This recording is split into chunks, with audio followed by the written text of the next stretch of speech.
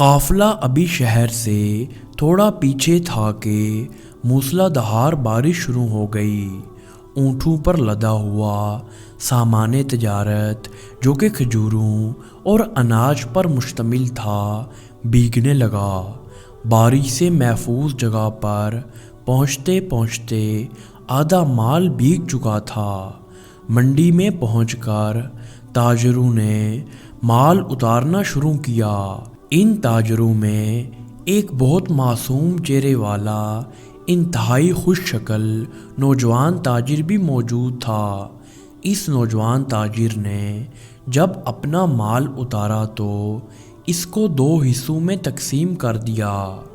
خشک کھجوریں اور خشک اناج ایک طرف رکھ دیا اور بھیگی کھجوریں اور اناج علیحدہ کر کے رکھ دیا۔ جب خرید و فروخت شروع ہوئی تو نوجوان تاجر کے پاس جو خریدار آتا وہ اسے بھیگے مال کا بھاؤ کم بتاتے جبکہ خشک مال کا بھاؤ پورا بتاتے۔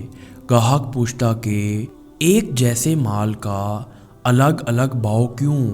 تو وہ بتاتے کہ مال بھیگنے سے اس کا وزن زیادہ ہو گیا ہے، خشک ہونے کے بعد وزن کم ہو جائے گا۔